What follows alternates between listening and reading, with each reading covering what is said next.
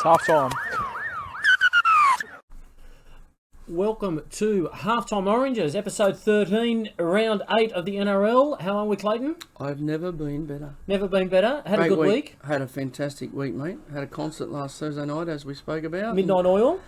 The great Midnight Oil, Peter Garrett, Robbie Hurst are in fine form.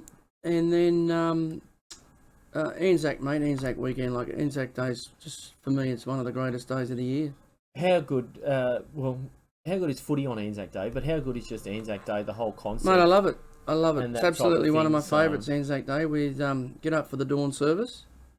Had the dawn service at Mittagong down there at, I think the band started, or they started marching at about 5:15 in the morning, and it was yeah. I just love the part where there's two things I love the most.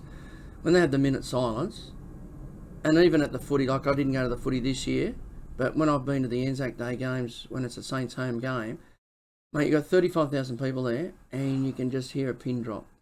Except if you're up in Brisbane with that other fuckwit that You can hear your head being punched in. Yeah, that's right. But just that, and then, mate, when you hear the last post, that just Tingles. oh, that's Tingles. the best. That's the best. Just on that one up in Brisbane, you never try and find a bloke who tucks his footy jumper into his jeans. Correct, because you know he's a goer. He is a goer. How good was it to see? And deservedly so. I'm not condoning violence, but you want to be a fuckwit, you get your head. Talk shit, get hit, the old saying goes. Exactly right. So, no, mate, Anzac, I love Anzac Day. It's one of the best. Well, just so there's a bit of a chat about Anzac weekend and so forth with the games. So the games, obviously, NRL games went Thursday night, Friday night, Saturday, Sunday, Monday. Anzac Day was Monday.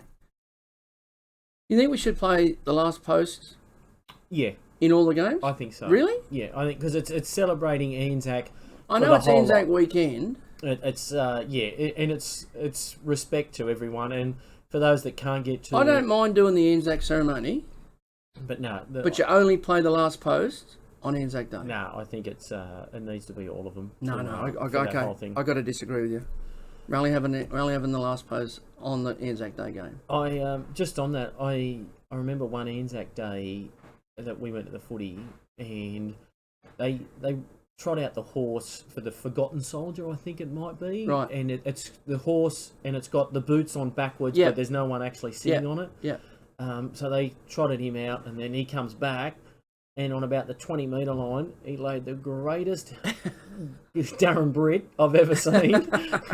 And they've had to run out with the shovel, scoop it up, and 6 to go, play on. So, replace all your divots. Yeah. So wow. I think actually about 20 minutes later, Matthew Head used that as a kicking instead of sand. That was his mound. No need to run the sand out. I've got a mound here to run out. So, but no, it was good. So a little bit about our podcast. We're two tragic Dragons fans who are absolute dribblers. Both should have been immortals. We're not too sure what for. So we review, preview, give our tips, and our music segment of Herbie's hits. Just talking rugby league, really. That's all it's about. Just talking about the weekend league, mate. It's the game that just keeps on giving. It does, even in the off-season. That's right. Who are you wearing today? Mate, it would be a sin if I didn't wear the red V after our performance last Monday. I couldn't be prouder. Couldn't be prouder. I couldn't be prouder of the effort and the guts and the determination that the Dragons showed last Monday against the Roosters. We'll have a chat about that. We will. But it's going to be interesting to see, and we'll chat about this as well. Probably the two form halves in the comp at the moment go head-to-head this week with Jackson Hastings and Benny Hunt. So, do you think Nathan Cleary and Jerome Luai would have something to say about that comment? Who? Well, no, but the last 2 weeks, Jackson Hastings and stepped up, and so has Benny Hunt. But how flooded are we for good halfbacks? Well, a bit like fullbacks, mate. You know what I mean? Like, you know what I mean? I know Latrell's out at the moment, but you got Latrell, you got Turbo, you got obviously the incumbent Teddy, Ryan Pappenhausen. Like, he's just absolutely playing the house down at fullback. But you're right in halfbacks. You know what I mean? Mitch Moses has polled in all but one. What are we, round 8 this week? Yeah. Mitch Moses has polled in all but one game. Yeah. Now, I'm not going to pick him again. No. After game 3 last year. But Mitch Moses, Nathan Cleary, Jerome Hughes, Jackson Hastings. yeah, Benny Hunt.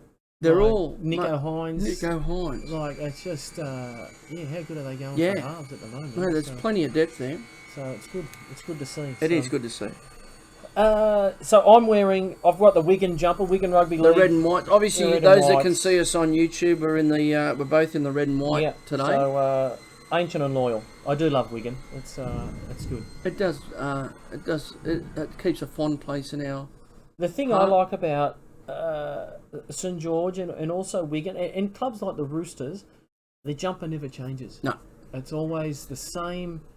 I know they've got their home and away, and I'm not a huge fan of St George's away jumper. Sorry, I think it should be red with a white V, just the reverse of what we've got. But yeah, I like them clubs that never change their jumpers. Here's a bit of trivia for you. You know the Roosters jersey they played in on Monday, the sky blue? The light blue one, yes. I do know this reason why behind it. No. You know they've never won in that jersey? Never won in that one. Do you know the reason why they wear that? Yes, because apparently back in the war times... There wasn't enough dye. Yeah, so they had to go with the light blue rather than the dark blue. There was only enough dye to dye the material a lighter colour. And that's why St George wear the white. There wasn't enough white dye. But yeah, they've never won. When they wear the navy darker one with the camouflage and so forth, yeah, they've won. But when they've worn that light blue one, they've never won. There you go. Thanks very much, David Middleton. No worries, Scoop. So, that's good. You heard it here third. NRL news. We'll touch on these more. Obviously, we look at each game. But the Bulldogs captain Josh Jackson will miss Saturday night's clash against the Roosters after testing positive to COVID. What's going on there at Belmore with COVID? They're taking it in turns, aren't they? I know. It's your turn this week. Yeah. It'll be a big loss for him, mate. He will be a huge mate, loss. they could have 17 blokes on the park against the Roosters and it won't help them this weekend. But losing Josh Jackson, because he's Apparently, I read that he's their heart. he went to Gus and wanted to take a pay cut to sign more players.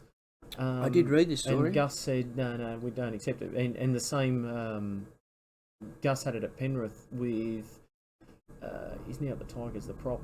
Jimmy Tamo. James Tamo said the same thing when he was at Penrith, wanted to take a pay cut to sign more players, and Gus said no. So interesting, but how many more do they have to sign to at least get a win? So they're getting closer, but it won't be this week. No. Newcastle, and we'll talk a bit more about that in a second. Newcastle centre Dane Gagai is set to miss at least a month with a fractured cheekbone, while Hymel Hunt is facing a longer stint with a similar injury. So we'll talk about it a bit more about Newcastle later, but they're in all sorts. They're in trouble with a capital T. Yeah, and I think they've tipped their eggs into one basket. Yeah, 100%. So, but he'll be a big loss. He'll be a massive loss, and he's straight out of my Supercoach team as well. Sacked, dropped. Yeah, fair enough. Off. You can't, mate. Got to make the big calls. Mm-hmm. Dragon star Jack Byrd has been named to play with the West Tigers, but will require further scans on a possible broken arm. Play against the West Tigers, not play with the West Tigers. Well, he'll play with them if he plays against them. So he'll touch them up. So yeah, I'm a bit surprised. We'll talk about this obviously in the team lineups. I'm hoping Jack Byrd plays, but I can't see it. There's a little bit of depth there though with Junior Amoni, Moses Mbai, and Tyrell Sloan can sort of shuffle there. Even Bud Sullivan. Yeah. Apparently Tyrell Sloan's been killing it in reserve grade the last couple of weeks. Well, I'd like to see Moses go to 6 and Tyrell Sloan go to 1. That would be my preference of the shuffle, but let's just see. That's So and Jaden Sewer, he's got syndesmosis, which is a fancy term for a sprained ankle, I think. Yeah, that was a bad. That was ugly. That was an ugly incident, and he's going to be missed because he sort of can't put 2 games back to back at the moment. He's either suspended or injured. So. Yeah, poor bugger, but we're going to miss him. And then Dane Laurie for the Tigers, he'll miss 4 to 6 weeks after suffering a grade 2 medial ligament injury. Yeah, Tigers will miss Dane Laurie because they need him at the back and just sniffing around the middle, and then he's out on the edges. You know, I mean, they'll I think they're going to play Stafford Tower at fullback, but he's no Dane Laurie. It's interesting there. I wonder how they come up with a grade 2 medial ligament. Like, what's the grade? How do you measure it? You've either got a medial ligament injury or you haven't. Yeah, like, you can't be I'm not sure. So, and centre for Cronulla, Talakai, he had a massive first half against Manly, scored 48 points by himself nearly. But they're now rating him for State of Origin. What are your thoughts? I did hear this morning actually coming to work.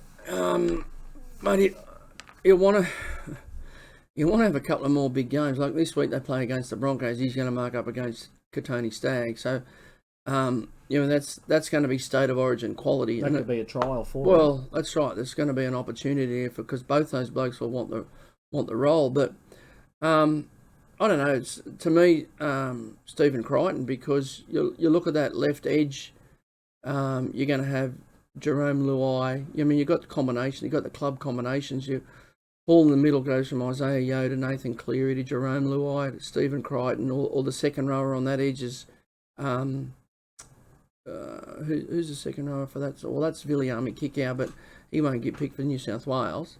But you've just got combination, and Brian To'o's that winger as well. So I just see a little bit more stability there. If with Latrell being out, I would probably look at Stephen Crichton. But Talakai's been playing well, but obviously he was in my Supercoach team last week, so 100 and something points, but was good. The thing is with Talakai too, I look at him, he played well against Manly and he played well against a couple of other, but they played against Melbourne and Melbourne put 40 That's on right. it. That's right. If you're ever going to test yourself against Justin Olam. That's right. And even defending against Munster, who you're going to be defending against in Origin and things like that, that's where he had to stand up. So to me, it's not this year, unless they get a few more injuries, but I think there's a couple of other blokes there in front of him. Crichton's done it now for 2 or 3 years. One good game's not going to get Talakai started. Exactly right. He's going to have to put a few performances back to back, and probably round 7's a little bit too late. Yeah, he probably should have been looking earlier in the season. And we mentioned the Dogs before. Thoughts on Gus coming out, giving the team a spray, and then running a coaching session? Yeah, so I heard a bit about this. So apparently him and Trent Barrett were talking, and Trent Barrett has the media come out. I think Buzz Rothfield come out and said that there's no confidence in Trent Barrett as a coach. Gus has taken on the role, and I heard a story come out from Trent Barrett, and he backed it 110%. Like it was his idea. And sometimes as a coach you get like that, and you need a different voice.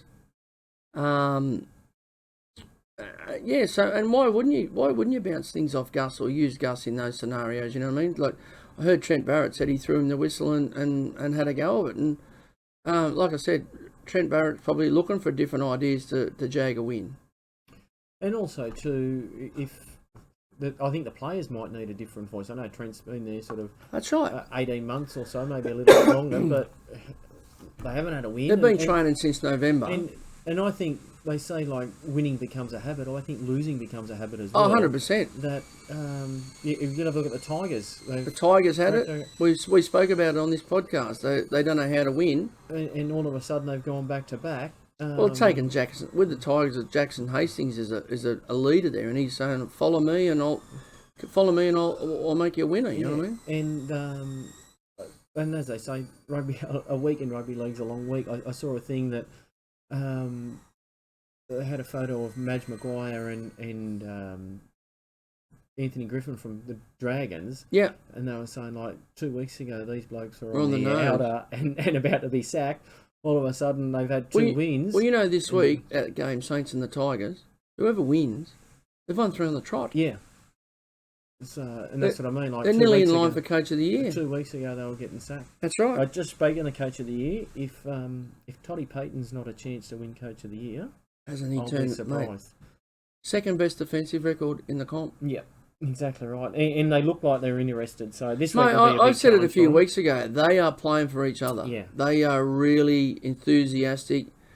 Mate, they're playing for each other. And John Schuster has come out, or his manager's come out and said he wants to play 5'8", and apparently he was promised by the former CEO over there at the Sea Eagles that he was going to play 5'8" when he signed. Someone's forgot to tell Desi. Well, could you imagine trying to tell Desi what to do over there? I think just a tip for Josh Schuster's manager, pull your head in. Maybe he might be managed by the same Conan Ponga's dad. But with that, at least get one game on the park this year. Like he hasn't played yet. Yeah. That's right. And I want to come back and play 5'8". Yeah, and Kieran Foran, he's probably in career best form. And I think Kieran Foran complements DCE really well and complements Turbo really well. I think the manager's trying to show Manly, force Manly's hand here, because I don't think Kieran Foran signed for 2023. And it's going to depend on how he's playing, but they're talking about re-signing him, and they've heard a whisper that they're going to re-sign Kieran Foran. Oh, hang on a minute. Yeah, we were told this. We were told I'm playing 5'8". Well, mate, think yourself lucky you're even in the fucking squad.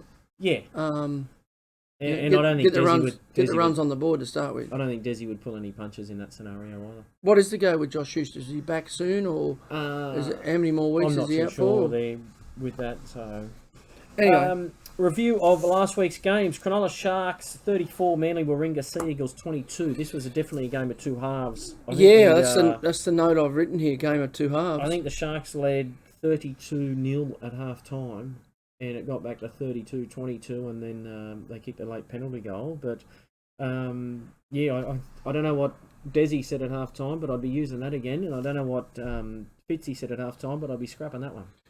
Well, I don't. Obviously, the conversation in the Manly dressing shed wasn't about Schuster going to 5'8", because, but Talakai in this game, in this first half, I don't think he would have wanted to have half time. He just wanted to keep playing, just turn around and let's keep going, because he was on fire. He scored 2, set up a couple. He was everything he touched just turned to goal. But mate, you're 100% right in what you say. Game of two halves, 32-0 at half time. What does Desi say to him at half time to have a crack? But they did come back and put 22 unanswered points. Whether Cronulla took their foot off the pedal, that's a possibility as well. But just down at Shark Park. Yeah, so Cronulla are going along smoothly. But again, who have they played? And we've mentioned a Well, couple of times. that's right. When they played the big guns, like look at Melbourne give them a little bit of a touch up. Yeah, so it'll be interesting to see. Broncos 34, Canterbury Bankstown Bulldogs 14. Another game of two halves. It certainly was. I thought the Dogs here were a chance, and they were floating along quite well. I didn't get to see the second half of this game. I just got to see the result, but I did watch a bit of the first half there, and the Dogs are having a crack. Dogs led. Yeah, and I think you sort of mentioned before, I don't know whether they know how to win it. South Sydney, I think, are definitely kicking themselves for not offering Adam Reynolds any more cash.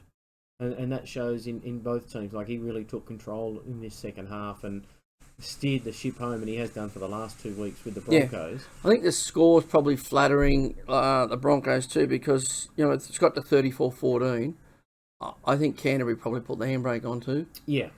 A little bit of give up, so... North Queensland Cowboys 30, the Gold Coast Titans 4. Oh, they are on fire, the Titans. The Cowboys, they're on fire. They're playing really, really well. Our man, Scotty Drinkwater, another exceptional game. I got to see this game. Yeah. Playing really, really good footy. And just having the boys, they just, like I said, they just look like they're playing for each other. The Hammer didn't play in this game. He's named on the bench this week, and I've highlighted him, so we'll talk about him. But and they're doing some really good things, the Cowboys. They've got the second best defensive record in the competition. A lot of teams tipped them to win the spoon with the Tigers there, but I think, mate, whatever they're doing there, he's doing a good job. I just no, I'll save that stat for later because it's quite interesting. Okay, keep it up your sleeve. With the Titans, like they were sort of said they were going to be around the 8 and things like that. But I can't see him cracking the 8 now, because those games that you're supposed to win, I know that's probably not every game you're supposed to win, but those games you're supposed to win will come back and bite them on the arse. Them lower ranked teams that you're supposed to beat will come back and bite them on the arse. Is Justin Holbrook the coach of the Titans under pressure? Possibly. He's got some big names signed there. Probably his forward pack is more known. I don't like the idea of playing for feeder in the centre. I think that was a Talakai type of scenario, but geez, he looked out of place. Mate, he's got to get more ball in his hands. Like he's not Mal Meninga. No. He's not even. I don't think he's even doing the tough carries. Yeah, but you probably don't want him to do it. There was one there a couple of weeks ago. He just got into dummy half. Yeah. Picked the ball up, and made 40 metres or something like that. He needs. I don't know whether he's not interested or he just needs to start looking interested. Yeah. Agree, mate. If you're getting the dollars that he's on, he's got to start getting more touches of the ball. The West Tigers 23, South Sydney Rabbitohs 22. What a game. I tipped South, had my money on South, but watching the game, geez, I wanted the Tigers to win. Yeah. The week before, when the Tigers beat Para, Para didn't respect them. And I think the same thing here. The South Sydney, I don't think they respected the Tigers. Mate, they're playing really, really good footy. The thing I noticed with South, and I was talking to a mate of mine during the week about it, and he's a South Sydney supporter. South Sydney, they just whinge. They just fucking whinge. Like, complain. Yeah, like, I seen it happen with St George after the 2010 grand final, the year after. And they just seemed to whinge and complain when things weren't going their way. And I see it creeping into the game of Cody Walker, Latrell, Cam Murray. No, you know what I mean. He's just a straight shooter. But there's players there whinging and complaining. Jai Arrow's another. Josh Mansell's another. You know, there's players there kicking and screaming when things are not going their way, because they were runners up in the grand final last year, and you don't see Penrith doing it. No. They got the old Josh Dugans. They just every tackle should have been a penalty. Yeah, absolutely. So the thing I like about the Tigers, just back on them, and I'm not a huge fan of Luke Brooks. But it's good to see him get some play some good footy. Obviously, he's got talent there, and maybe a little bit of a change and a little bit of a couple of wins, build his confidence up and that type of thing, and also. Like, he scored the try to take him to equal points, and then kicked the field goal to win the game. Like that confidence, mate. Yeah. Confidence. So it's I think one of the things with the Tigers is their completion rates. The last 2 weeks, and they've had 2 wins. I think last week they only made one mistake. Correct. Yeah, rates, it was like, I don't know what the numbers were, but it was like 22 sets out of 23 or something like that. Or obviously would have been higher, but yeah, there was only one incomplete set. I saw another stat too, and it was around touches of the ball, and it was around Kalen Ponga, Jackson Hastings not touching the ball enough, but Jackson Hastings, and don't quote me on the exact figure, but I think it was 96 touches in that game, and then the next closest was like Nathan Cleary, who had 60 odd, and then Benny Hunt was about 64 or something like that as well. So Kalen Ponga last week, I've seen that stat too. So Kalen Ponga last week, they got their pants pulled down against Para, which we'll talk about shortly. Kalen Ponga's, so he's just re-signed 1 point something, $1 billion a year and so forth. He had 14 touches. Like, I know they got rolled 39 too. Yeah. They got 14 touches. He's only touched the ball 14 times in 80 minutes. Yeah. And probably some of those are kick returns. Yeah.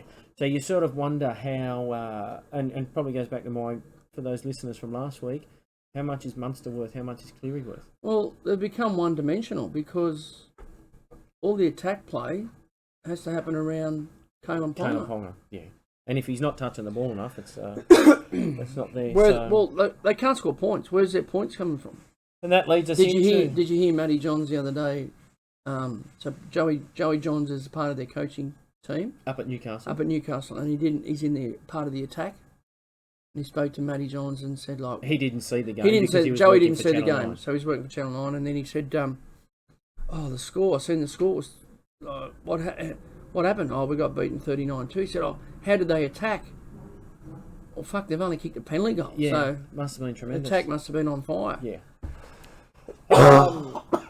That leads us into Newcastle Knights 2, Parramatta Eels 39. I didn't get to see this game, but just the questions were Parramatta red hot or were Newcastle ordinary? I think it was a bit of both. But yeah, I think Parramatta did go through the motions, and I think they might have had their cage rattled the week before. No doubt they would have bounced back from the Tigers. Yeah, so would have been a big week at training for them. But yeah, I think Newcastle now, that's 5 on the trot from memory. Yeah, I've got it down.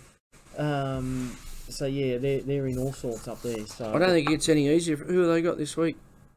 Newcastle play Melbourne. Oh fuck! Yeah, so that could be another 70 touch-up. Well, if there was ever a time last week against Para, if there was ever a time they were going to stand up, it was at home. They just re-signed Kalen Ponga, a 5-year deal.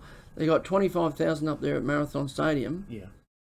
and they get rolled 39-2. For What an occasion! For the league, Newcastle needs to be successful. Massive. It's because they need a crowd up there, and when Newcastle are, they pack the house out. But they're very loyal, mate. Those Newcastle people, because look, they're playing shit, and they've got they have been for the last they've got 5 years, weeks, so. and they've got 22,000 people there, so they're obviously loyal. Yeah. Penrith Panthers 36, Canberra Raiders 6. We say it every week, mate. Penrith. The Penrith machine just keeps going. Clinical. Yeah. Just clinical. You mentioned Justin Holbrook. Is he under pressure? Is Ricky Stewart under pressure? Well, I don't think so. I'll tell you why. Ricky is very good playing the media. He's got a few blokes on side there. Paul Kent, one of them. That, yeah. Is that a good thing or? It'll just deflect pressure. You know what I mean? Like it's all of a sudden. Like obviously when Madge is under pressure, Madge hasn't got Madge hasn't got the squad that Ricky's got. Yeah. Now, Madge has won 2 in a row. Now the heat's off Madge, and Ricky's lost how many in a row? You know what I mean? Are they under pressure? Well, and that's what I mean. You have a look at that squad down there. But again, it goes back. Who else do you bring in? I know with Canberra, they've obviously lost the hooker in their halfback. You know what I mean? They've lost Hodgson. Tommy Starling's a good replacement. I really like Tommy Starling. Hodgson, He's no Hodgson. And they lose that depth, and they lose that punch of Starling coming off the bench. Or even Hodgson then going to that 13 role. And they spent money on Jamal Fogarty. It's now round 8 and he's still not there. So they've got a makeshift halfback at the moment. But I suppose that's the excuse for Ricky. But you would think other blokes got to stand up and have a go. So, and I think Whiten needs to stand up. Like, I don't know whether Whiten's reached his peak and now he's on the way back down but he needs to take that next step. He's not an organising half, though, for me. He's a running half. He's like Jack Byrd, you know what I mean? Yeah. Does he need to go back to the centres? No, I think the 6 is his go, but he needs a 7, and obviously was it Ben Schindler or whatever his name is? Yeah. He's not the bloke that... Well, it's interesting too, he made some changes there last week, Ricky, with Rapana back to fullback, and brought in Savage on the wing and Nickel Klosterstack on the bench, and it's the same again this week. Elliot Whitehead was a big loss from last week, and he's back this week in the team. We'll talk about that. Yes. Sydney Roosters 12, St George Illawarra Dragons 14. Great game, great day, great atmosphere. It's a really good game. Just knock them down, drag them out. Ben Hunt got man of the match, and obviously he's one of my favourites. He killed them. Great kicking game. Roosters are obviously defensive orientated, and the Dragons did well defensively. It was only a penalty goal the difference. The Dragons had a couple of injuries there last week. Players missed out, so it was I think they were running the last sort of 30 minutes with 15 players. The thing I like about these games, no matter where the two teams are on the table, they're always close. Yeah. And I think it's the occasion. Yeah. If I was the Roosters, I'd even after Jared Hargraves retires, I'd sign him just for one game every Anzac Day. Just every Anzac Day, mate. You give me 45 and we're going to play you on Anzac Day. Because I think that means a huge deal to him being a Kiwi as well. I wonder if Trent Robbo rethinks that, because he started with Victor Radley off the bench. Yes. And I think you need blokes like Hargraves and Angus Crichton and Radley, because St George obviously showed their hand because Maguire started. Yes. Tarek Sims was on the bench. Molo started. Just forwards, big Georgie Burgess started. I mean, so I think Hook showed his hand and said, "Listen, we're gonna try and fill you up in the first 10-15 minutes. I mean, this is going to be we're just playing you through the middle to start with."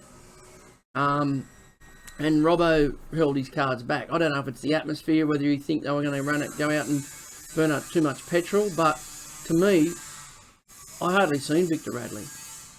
He made a couple of... He threw the pass for Tupanua to score their first try in the second half.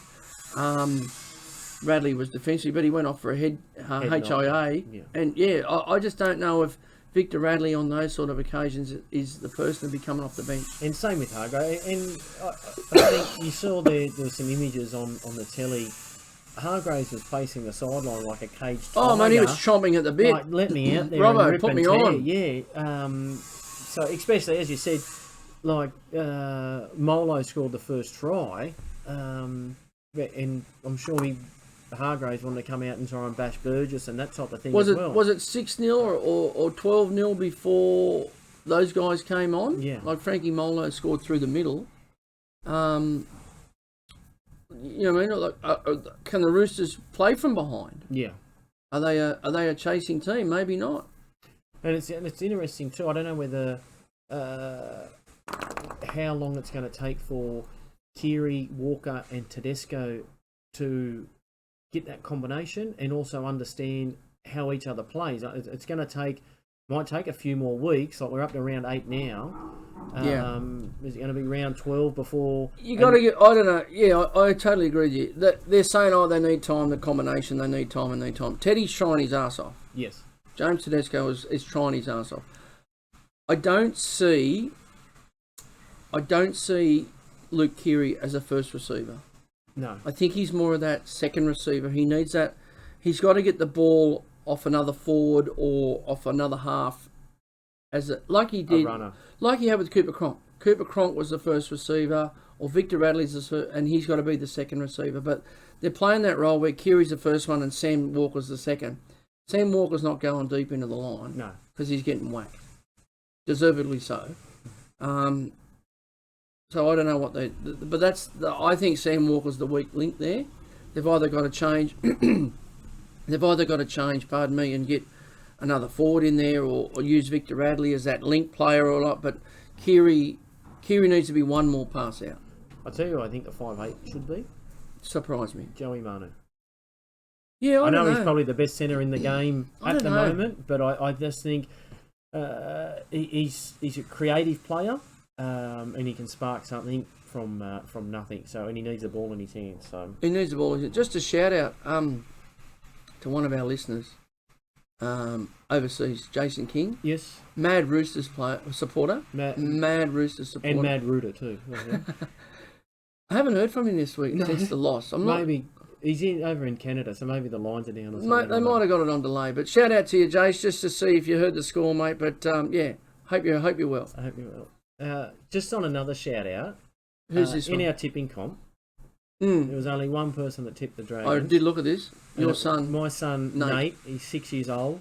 I think he's running second last in the He is running second last. And his theory is that a dragon could eat a rooster. And that was his theory. But he is a Dragons man, so he's pretty loyal. So he was the only one that stuck rock solid. Yeah, so, I did say it. I know he tipped the Roosters and was happy to be proved wrong, but he was I'm happy to tip the Roosters if Saints are going to... Like, I'm happy to tip against Saints if we get the win. I don't mind that. And the last game of the round was Melbourne Storm 70, New Zealand Warriors 10. I think the Warriors bat next week somehow. Mate, I got to see this game. I think a couple of things here. Melbourne were good. Harry Grant, Cam Munster, Ryan Pappenhausen was just phenomenal. But I heard Brownie say in the podcast, Nathan Brown, the Warriors coach, a few guys from the Warriors gave up. 16-10 at half time, Melbourne were over Warriors, and look at it and thinking, shit, they're a chance here. Or they're in the game, you know what I mean? But you weren't expecting Melbourne to come out and put 54 points on them in the second half. Like, that was just ridiculous. Melbourne getting back to the knowing as the big three with Harry Grant, Munster, or big four even with Hughes in there. I rate Hughes. Hughes was fantastic. I thought Jerome Hughes was good, but you're right, mate. That's fine. They've got the 6, the 7, Pappenhausen and Harry Grant. I think that's their future. Obviously, they're still going to try and tie up Cam Munster. But yeah, mate, those guys, and obviously they're losing Brandon Smith next year, the Roosters. I heard a thing, or I read a thing the other day, and it was, would you want to accept $300,000? Yeah. For 3 years and be at the Dogs and be in their first grade side? Yep. Would you accept $200,000 for 4 years at the Dolphins? Yep. Or would you and sort of be on the bench? Yep. Or would you accept $125,000 for 3 years at Melbourne Be in the system. and be a fringe first grader. Trying to fight the... Yeah, I thought it was interesting. Those that want the money obviously would go to the Dogs, Yeah. not win a game. Yeah. But depending on your age too, I think it'd be, if you're only a young fella, I'd be jumping in at Melbourne every day of the week. Yeah, well, there's obviously an attraction there, mate. And you've seen it with Craig Bellamy before, where no-name players are at clubs that have just come to life, you know what I mean? The interesting thing is, on the flip side, not too many leave Melbourne and go on to great heights. No. A lot of fringe first graders go there and become good players. Yeah. But go the other way. Yeah. And I think a lot of clubs are being smart. Like, look at Cronulla. They're buying that. They're trying to buy that culture, that Melbourne culture. So they've signed Dale Finucane and they've signed Nico Hines. Yeah. So to try and bring in that culture. You know, I mean, look how many times clubs have signed. Well, look at the assistant coaches at the moment. Madge Maguire was an assistant coach to Craig Bellamy. Adam O'Brien, assistant coach to Craig Bellamy. Jason Riles. Kevy Walters. You know what I mean? There's so many coaches there that have been assistant coaches. But I think that probably even goes back further. And the old Tim Sheens. If you go the family tree, Tim Sheens, I think it stems down from that with players that Bellamy, Bennett, and then it sort of steps on from that. I think we've spoken about it before. You look through that Canberra side with players where guys have been coaches or assistant coaches. Dean Lance, David Furner, Ricky Stewart's obviously there currently. Laurie Daly's been a national coach. Yeah. Mal Meninga's been a State of Origin coach. Craig Bellamy. I mean, there's so many guys that were through that system. Yeah. Kevy Walters. Yeah. That had that. Well, even Wayne Bennett, he didn't play there, but he was the assistant coach. There was coaches there, like coaches that came through coaching under Warren Ryan, playing under Warren Ryan. There were so many of those guys under Warren Ryan. Tim Sheens is another one. Yeah. But yeah, there's plenty around. It's good. Yeah. Who was your most impressive? Most impressive, I have to say, was the Tigers again. Getting that win over South on the bell, and probably the biggest disappointment is the Warriors this week. They threw the towel in. My biggest disappointment might have been the Raiders. I know they come up against the champs, but yeah, that was pretty ordinary for them. So. Yeah, they didn't give up much, mate, did they? Preview of round 8 of the NRL. This week's games: Thursday, 7:50, Suncorp Stadium, Brisbane Broncos, Cronulla Sharks. A couple of highlights here I've made note, mate. I thought Tamari Martin for the Broncos at fullback last week was very good, considering he'd been out for over 1,000 days out of the game. He was pretty good. I see him as their future 6. And maybe Cobbo, Selwyn Cobbo goes back to the 1, but I think he would be a good combination with Adam Reynolds there. So whether he's just getting his legs to stay there at fullback. I noticed this week they've named Billy Walters as the hooker. Yes. They had that Corey Pax? Yes, he's on the bench. He's on the bench, so they were given... they just can't get the right... They just keep swapping and changing combinations there. Like they had Turpin, it's the hooker, and then Corey Pax gets a start, and now it's going to be Billy Walters. Yeah. Dale Finucane's back for the Sharks, so these two teams last start winners. Big in for Cronulla. I see William Kennedy is being named, but I would not be surprised if he doesn't play. The other interesting fact there is number 19 for the Sharks, Wade Graham. Yeah. So whether he comes in and then Teague Wilton drops back to the bench or that type of thing. So I couldn't see Wade Graham starting the game. I don't think he'd start the game. I think they'd tread lightly with him and put him into... If he's going to come in, he'll probably go into on the bench. I think it'll be interesting to see too... it might be a good game, sort of, to feed him back in there against Brisbane. So yeah, I got Brisbane Sharks 1-12. I've got Sharks, mate, too. Friday, 6 o'clock, Seabus Super Stadium, Gold Coast Titans up against the Penrith Panthers. So another change here, Justin Holbrook has moved Alex Brimson from the 6 back into the fullback role. Yes. They've had Jermaine Asako there, they've had Jaden Campbell, and Obviously, those two blokes, Jermaine Osako at 18 and Jaden Campbell at 14. 24. They're not in, and Corey Thompson's still there. He can't get a sniff. Jaden Campbell actually played reserve grade last week. Apparently had a blinder. Okay. So let's just see. They brought in Will Smith into the sixth. Let's see. So obviously, Justin Holbrook, coach, is trying to make some changes. There hasn't changed anything in the forward pack. Or Fafita goes from the centres back into the second row where he should be. But let's just see what happens with AJ Brimson. Gives him a little bit more room. Penrith, mate, you just look at that team again, clinical.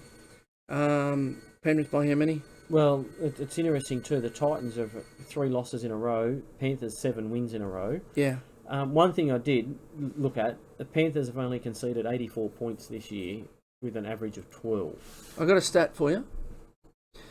I heard there's been 23 teams that have been the favourite, and they've been playing away. So they're playing from right, and they've been the favourite. So obviously you look at this game, Penrith would be the favourite against the Titans. Playing away. 23 times it's happened this year that they've been the favourite, and obviously Penrith would be a couple of those.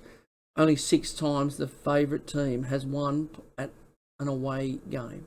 I think this will be 7. I think this will be 7 as well. Yeah, I got Penrith 13 plus. 13 plus. For sure. The other Friday night game from Central Coast Stadium up in Gosford there, South Sydney Rabbitohs up against Manly Warringah Sea Eagles. Yeah, I got some mates going to watch this game because we're going to be up in the Central Coast this weekend with a bit of touch footy. But this is the hardest game of the round, I think, to pick. This is a bit of a toss of the coin. South Sydney, both team losers. Both last game losers, yes. So they obviously both want to bounce back. I see Morgan Harper from Manly has been dropped from the centres. He's been named as number 19. He's probably still having nightmares about marking Talakai. I think he's dropped himself, actually. So the young guy, Cooler. Water Cooler. Coca-Cola. He's come on to the... he's in the centres, going to mark Campbell Graham or Isaiah Tass. Now... So who's the centre that's out there for... Jackson Paulo, is he usually the centre? Yeah, I'm just trying to think who the other centre was last week. Oh, Tane Milne. Tane Milne. Is he injured or is he... I think he's been suspended. Suspended, okay, yeah, that's probably right. So, Isaiah Tass, I don't know much about Isaiah Tass from the Rabbits, but he comes in. Josh Mansell keeps his spot on the wing. Sean Kepi and Marty to power back for the Eagles. Big wins for them. They do lose the big second rower. What's his name? Halmimi. Yeah. They lose him. They lose him through injury. He's out for a few weeks. Ethan Bullymore comes in there and replaces him. May toss of the coin, but I'm just leading towards South. The South have won the last 2 encounters too against these 2 clubs, but I'm going the Sea Eagles 1-12. Okay. Saturday 3 p.m. a bit of sunshine footy from Moreton Daily Stadium at Redcliffe. The New Zealand Warriors up against the Canberra Raiders. New Zealand Warriors 2 losses on the trot. Canberra Raiders 4 losses on the trot. Wow, mate, this is same again. This is going to be a toss of the coin. You would hope that the Warriors are going to put in a much better effort than they did in the second half against Melbourne last weekend. Both teams got everything to play for. Like I said earlier, Raiders, Elliot Whitehead comes back into the second row. So he'll play on that left edge for Canberra. Mate, I don't know. Toss of the coin here. I'm probably leaning towards Canberra. But not by much, no confidence whatsoever. I'm going the Warriors 1-12, and just another stat for you. Geez, you said that with a lot of confidence. They're 3 from 3 at this venue. Are they? Yes. They must like a dry track. The other one, a big loss there for them is Joel Curran's out. Yeah, the lock forward. For the lock forward second They row. believe Ben Murdoch-Masila may play. For who do you know? For the no, not too sure. But for the Warriors, obviously. For the Warriors, might be swapsy at halftime. 5:30, a core stadium here in Sydney. The Canterbury Bankstown Bulldogs up against the Sydney Roosters. Let's see how the Canterbury Bankstown Bulldogs, led by Gus Gould, go this week, eh? Yes, possibly. I expect them to have a bit of a spring in their step. Josh Jackson's named there at 13, but he's going to be out. But you don't see the Roosters losing too many back-to-back. No. Kevin Naguama comes in, obviously, for the suspended Daniel Tupou, only getting 1 week for a 10 out of 10 head-eye tackle. That issue there is Tupou's 7'14", and Ravalava's about 5'6", so it was just anyone else it would have been a shoulder tackle. So still a head-eye tackle. It's still a head-eye tackle, but. So Kevin Naguama's in. Joseph Sawali, who I thought had a good game for the Roosters last week, he keeps his spot on the wing. He made a few tough carries last week, Joseph Sawali, so he might keep his... And without the headgear too, I noticed. Yeah, he might keep his spot there. Hargraves and Radley and Angus Crichton are all named as the starters this week, so whether Robbo has learned his lesson. Big Siwa come off the... Well, he started last week for Hargraves, and I thought he had a good game too. Sammy Verrills tried his arse off last week for the Roosters too. But this game here, mate, Roosters by how many? Yeah, I got the Roosters 1-12, so I think the Dogs might try hard, but yeah, it won't be there. So the Eels play the Cowboys at 7:35 on Saturday night from TIO Stadium, Darwin. This is this game in Darwin, Parramatta. I heard a stat; they've got an average of 30 points a game up at this game at Darwin. I'm guessing it'll be humid, and this game's actually going to suit the Cowboys more than the Parramatta because they'll be used to the humidity. 100%.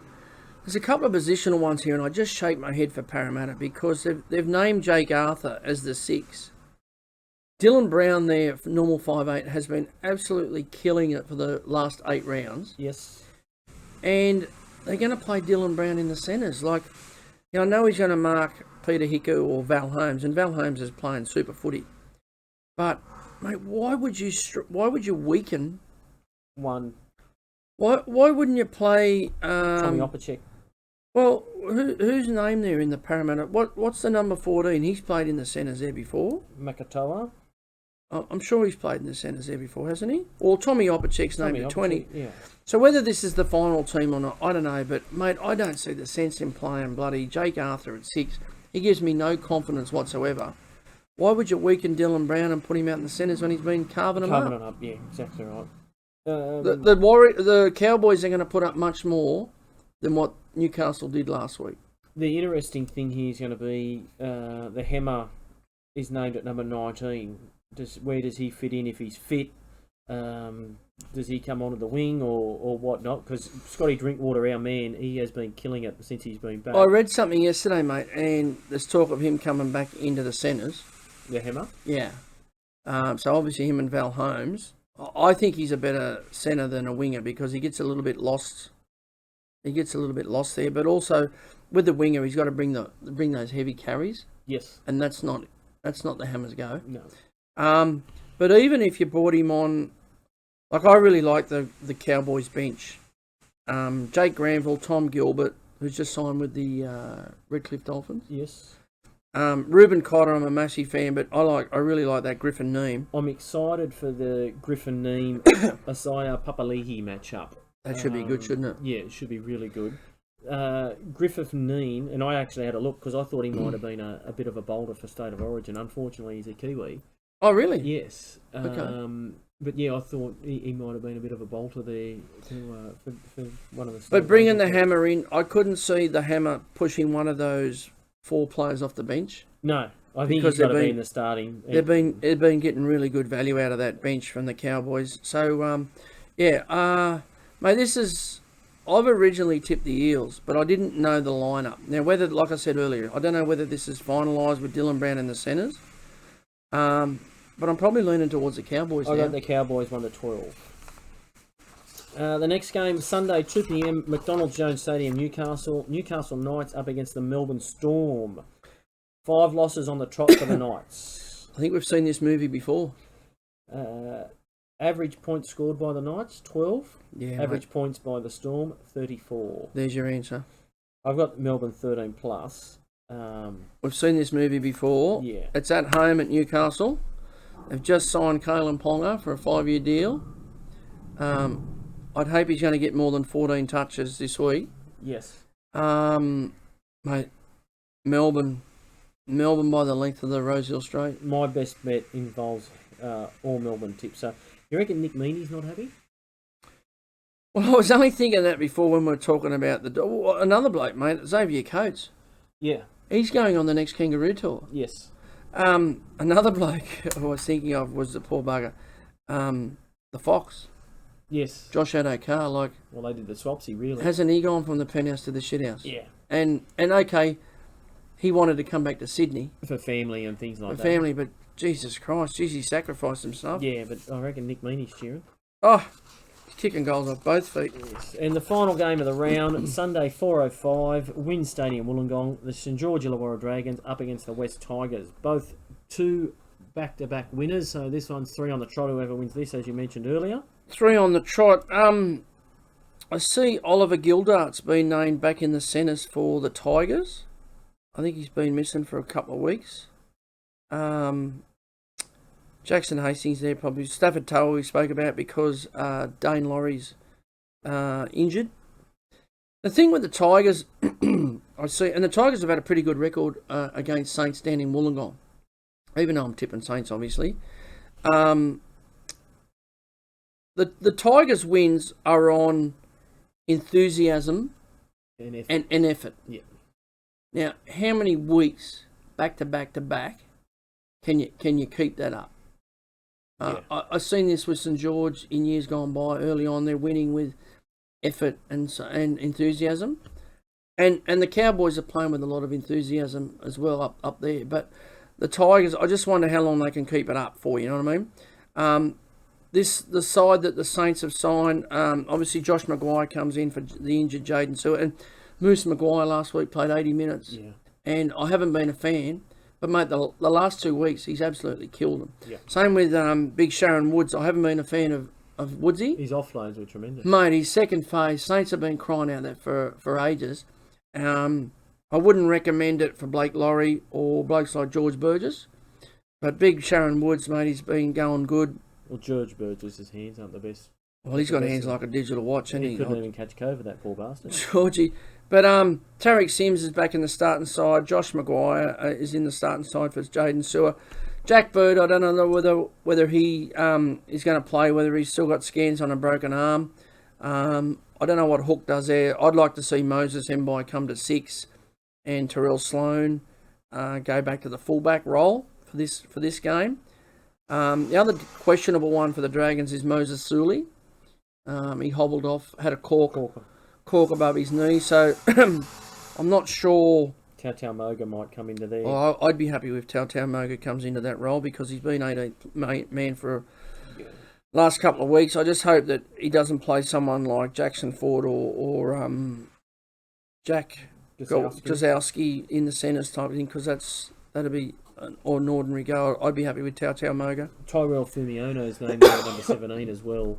Come back after suspension and that type of thing. So it'll be interesting to see how much game time he gets. Yeah. The average points scored per game here it's going to be a close one, I feel. Is St George 16, Tigers 12. So it's going to be it's a close one. I got the Saints 1-12. So I'll have Saints too, mate. So there you go. Just on that, I wanted to give you some stats on average. Jeez, you got a few there. Average play the ball speed for each team. Don't tell me you've been fucking timing them. I have. Stopwatch. Yep. Wow. Had the stopwatch. But who's got the fastest play the ball? The Titans at 3.42 seconds, which is interesting. Wow. And the slowest at 3.82 seconds is the Cowboys. Really? Yes. And they're at different ends of the table. Exactly right. And so you don't know whether... and when I was coached, it was always get a quick play the ball, get them on the back foot. But yeah, it's just interesting to see. I wonder if Todd Payton's looking at that with, are their play the ball errors down because they're slowing it? Making sure that they're getting it right. Yeah. That you know what I mean? could be an interesting step. Are the Titans making more play the ball errors because they're trying to play the ball too fast? They've got a lot of big men. I'd be interested to look at both of those teams because I think they've both played a lot of dry track games. I'm not sure how many wet weather games, because that obviously has a big bearing on it too. Yes. Day games to night games, because obviously the ball's a bit dewier in the wet. But that's nearly half a second. Yeah. That makes a big difference on average. So yeah, I just thought that was interesting there. Which nerd's fucking time and the speed of every player? Some ball simple. So, but yeah, I just thought that was interesting there. And as I said, the quick play of the ball's not always necessary. Means that you're getting wins. So Yeah. Each week we pick our favourite player of all time from a certain club. This week is the Eastern Suburbs Roosters, Sydney Roosters, Sydney City Roosters, whoever you like. They're always the Eastern Suburbs Roosters to me, Yes. mate, because tradition. Mate, a player that I used to really enjoy watching, whether it was for the Roosters or whether it was for New South Wales or whether it was for Australia, didn't start with the Roosters, come from the Western Suburbs of Sydney, but the great Brad Frederick Fittler. Yes, Freddie. He was It's a gun. he was always a gun. Obviously played against St George in a few games in those Anzac Day games and tore us apart a couple of times. But mate, he was always exciting to watch. Always led from the front. Great leader of men, and he was one of my favourites to watch for the Eastern Suburbs His Roosters. left foot step he had. Mate, he had And it all. He even had that late in his career too. There was some highlights from one of the Anzac Day games and he had that big left foot step that he put on. But yeah, he was tough too. I think one of the things, and I've heard some, and obviously recently because they've had that 20th anniversary, the 2002 grand final against the Warriors, but Freddie was the captain that year and he led from the start and he was always first to training and always last to leave. Yeah. So it all comes down with your leader, but he was an excitement. And he was like mid-30s then too. Yeah, like, but even early days, mate, when he was at Penrith, I mean, he was an excitement machine. He's only probably a little bit over 12 months younger than myself, but he was all as a kid. You're always watching him and so forth. Well, he was that schoolboy superstar. Correct. Like I remember seeing footage. He was still at school and playing 17 playing first grade and so forth. I saw him the other day. I was in a lift with him down there at Shark Park, and he actually, I reckon he's lighter now than he was when he was playing. Absolutely, and that happens because they're not obviously not in the gym as much and training. Yeah, but he's. But yeah, he would. They all lose weight. Same as look at Joey. Those sort of blokes. You know what I mean? They're not. They'd be lighter now than when they were playing, particularly in the backs. My one, I'm going to surprise you. Yeah, you mentioned this. I'm looking forward to this one. He only played 9 games for the Roosters. Daily Messenger. Harry Eden. Oh, the great Harry Eden. So he's dear to my heart, big H. But I had to pick him for playing for the Roosters. He would have played in the time of the Roosters when Jack Gibson was there. Yes. The coach. Yeah. But Harry Eden, yeah, right. He is. I had to pick H. He's one of the favourites. Yeah, so dear to my heart. I grew up with H, but yeah, he was a tremendous man, and but I had to pick him. So a little bit of history. Should tell him a little bit of history here. So Harry Eden, former St George Roosters and South Sydney played. Actually holds the record for the most tries for a prop forward. For a front rower. Unbelievable trainer. An unbelievable fitness trainer. He was just, grew up in a tough era of rugby league. Played in a tough era of rugby league. Some of those greats, the Sattlers, the Coots, the O'Neills and the McCarthys and so forth, of the Rabbits. I played in those eras and played against those played in the 1971 grand final for St George against South, where both teams were star-studded. But Drew was Harry's ball boy. Harry was a coach at Brighton Seagulls. Harry was a coach at Brighton Seagulls and also in the St George junior representative sides. And I was the ball wherever Harry went, Harry took his ball boy. And Drew was Harry's ball boy in all those teams, successful teams. And those teams had the likes of Jason Stevens. Yeah. Harry's own son, Peter Eden, who was a sensational footballer himself. Yeah, he should have played for Australia. Peter Eden, he was a fantastic athlete. But that's the history of our family with Harry Eden. I remember we had a end of season trip for Brighton, and we went to the Gold Coast. We did. Or Coolangatta, and I think we played a team up there. Yeah, we played. No, we played. No, we didn't play Benyo. We must have played someone on the Gold Coast because we played at Seagull Stadium.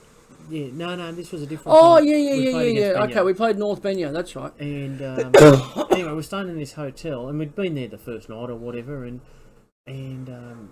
H was in the room, and he wanted to get room service. Yeah. And there was only about 7 or 8 people in the room. I was one of them. I was only about 13 or so, maybe even younger, 10 or something like that. And all right, I'll order some room service. So he rings up, and this might have been at 10 o'clock at night or something. We'll get some sandwiches.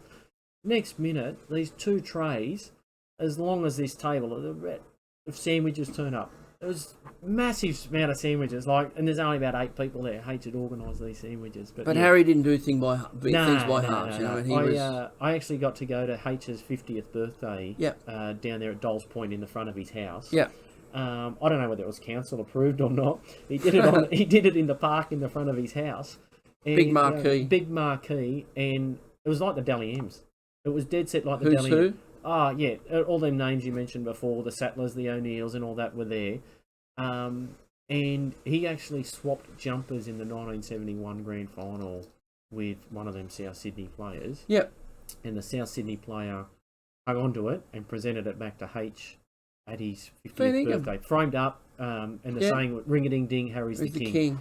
And, so 30 or so years later, or 20 years later, he presented it back to him at his 50th birthday. Yeah. So, but it was Dally M. Yeah. Jack Gibson was there. All those type of guys. Yeah. No, he was out the front of H's. He was. Mate, he didn't do things by halves. I remember when he was coaching at Brighton, and this would have been Peter Eden and Jason Stevens' team. They probably under 15s. You were the ball boy, and we played over at Como. Yes. And we were from Brighton. Well, Como, just on that, Como with a gun Cronulla side. Yeah, Como Janelli. And Brighton with a gun St George side. And this was the first year they'd come together in the under. So they'd combined the comp, St George and Cronulla.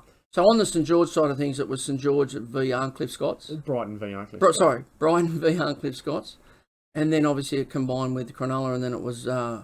it became Brighton v Como. And this was the first time they met down at Como in front of the pub. Down at Skylar Bay in front of the pub there. And we got Harry organised everyone to pick us up at Scarborough Park, our home ground, and we got a bus over to Como. And we went down and, everyone arrived. Players, parents, fans, officials, all got off the bus. Yeah. And we went to the dressing sheds, and he had the big ghetto blaster, old tape deck playing. This was one of the things. This was one of Harry's things, and we always had the music going, and it was.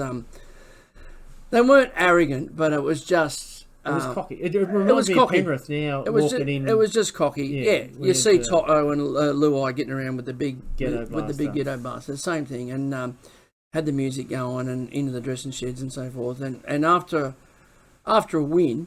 And we were pretty successful in those years because we didn't lose too many. We'd always had the another one bites the dust. Yeah.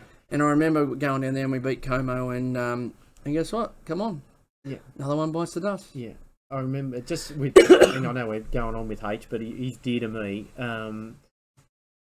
Not doing things by halves. I remember he bought an old Valiant. Yes. And painted it up red and blue in the Brighton colours, and used to drive down to the game and that type of thing. Like it was the biggest heap of shit ever, but he got it painted up in the red and blue Brighton colours and that type of thing. Another innovation I remember H did, and it was the year when probably headgear just started, and the coloured headgear. I mean, you had blokes like Jonathan Docking in the Sharks headgear. Yes. And Rainbow Gibbs in the Manly one. In the Manly headgear. Anyway, Harry bought 6 pairs of red headgear. And all the forwards, including Jason Stevens, all those blokes, they all wore headgear. And was he before his time? You know what I mean? Did Harry know about these head knocks and so forth? Because he obviously played in a tough era. You know what I mean? Did it help the boys' confidence when they were 15 and 16, hitting the ball up and making tackles and so forth? Possibly.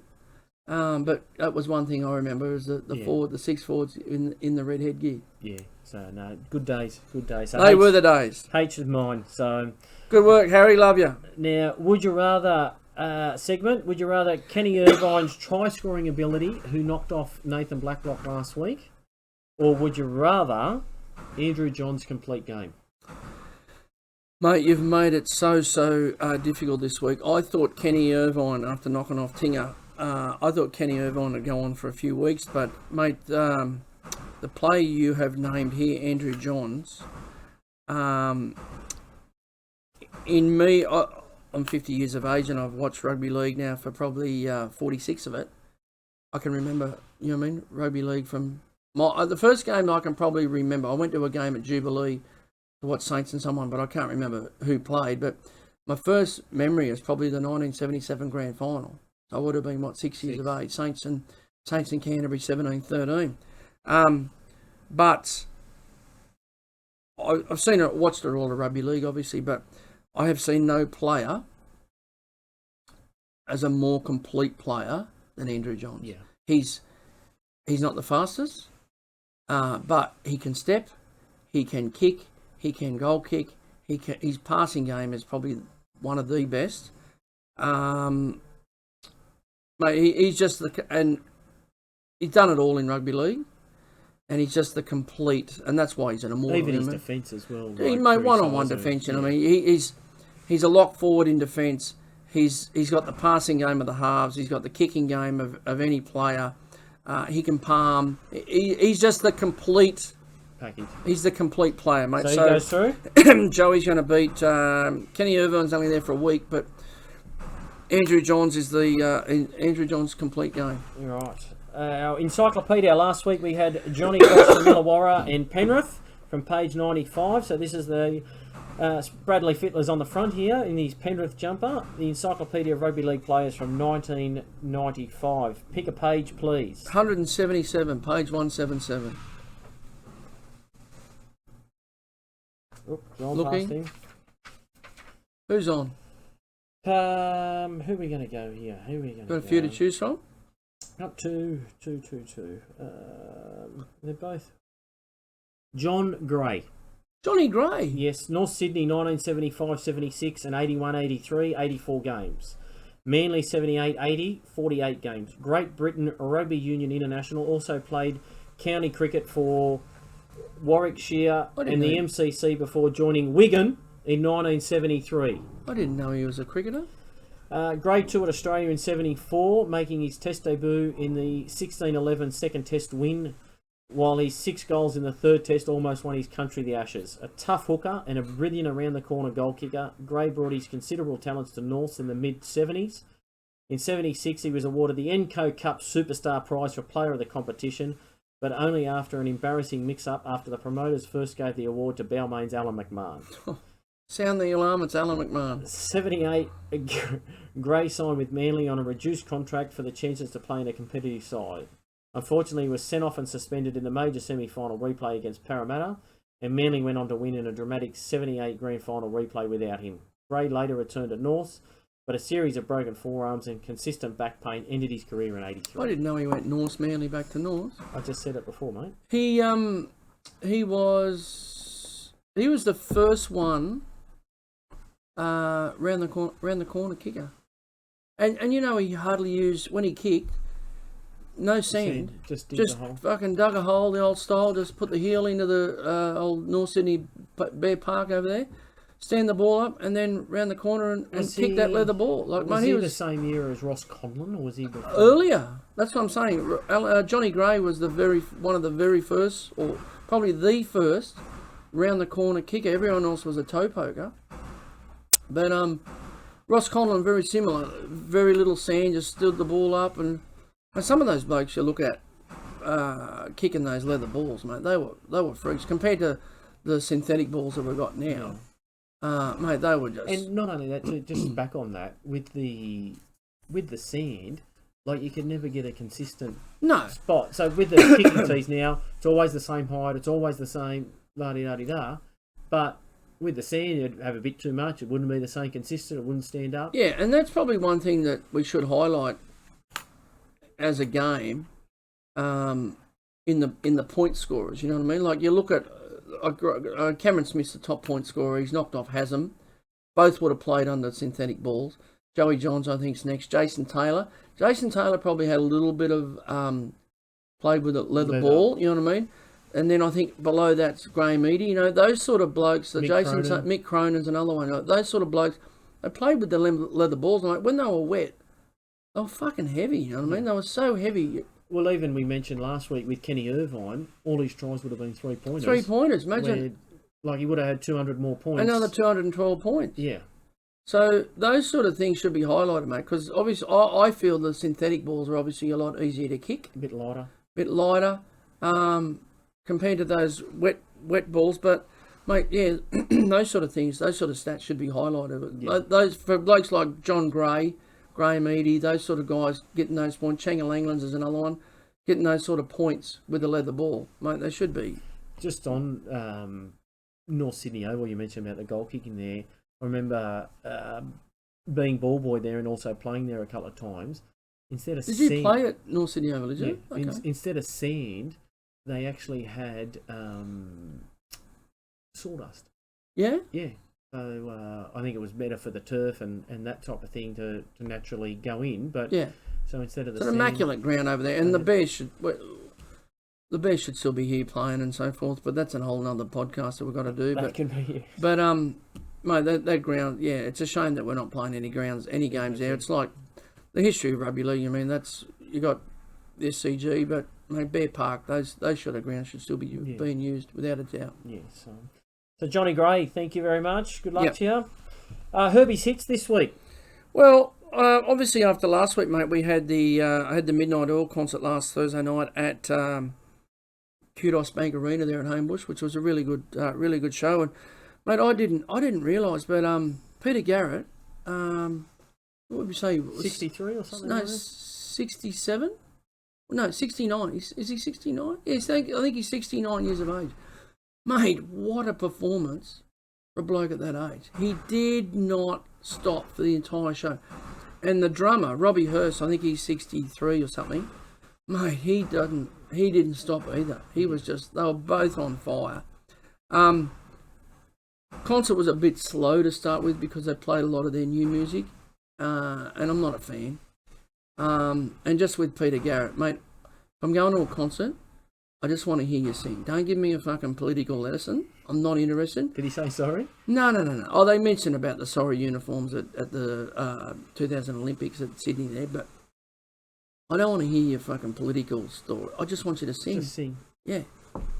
So, but they played the old hits. But today, one of my favourites is, and they've actually finished with this song. That's the last concert in Australia. Yeah. There's no more. They're going overseas, but no more. I think they're going to Europe and North America. I think they're going to New Zealand too. Finishing but last Australian concert of all time. But the last song they did was this song called Hercules, and it's one of my favourites.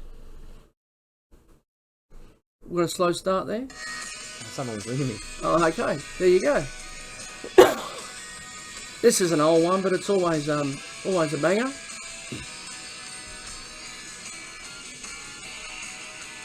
Get this on your playlist. How long's the introduction? About to start.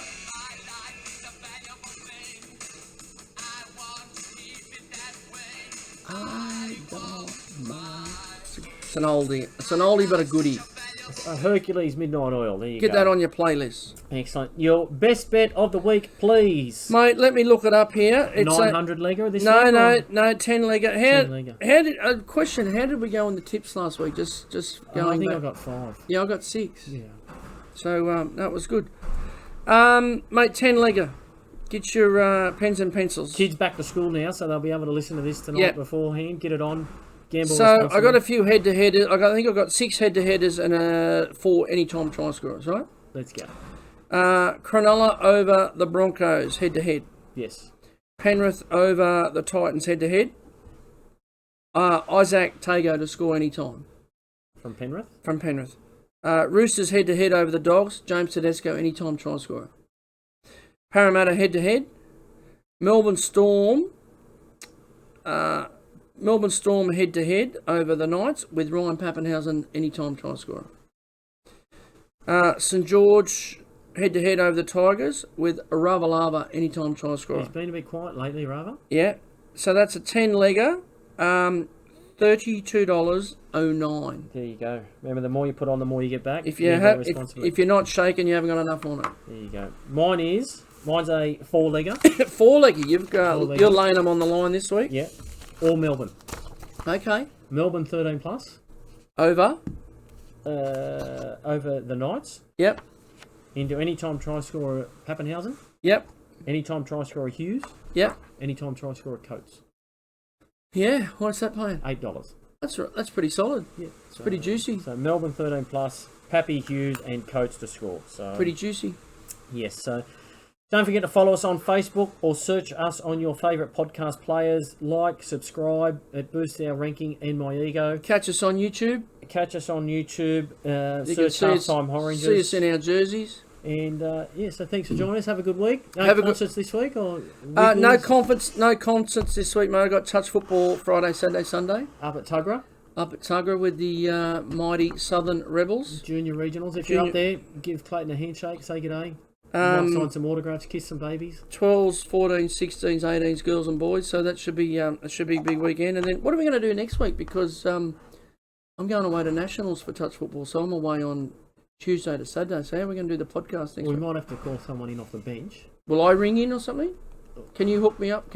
I can possibly get you. Will this via contraption? Zoom. Will this contraption get me on via Zoom? Yeah, mate, or pigeon. We might send it by pigeon. Righto. We'll sort something out. We Have might a have to get Belvedere in or something. Have a good week, everybody. Enjoy, and as always, look short, play long. Take care.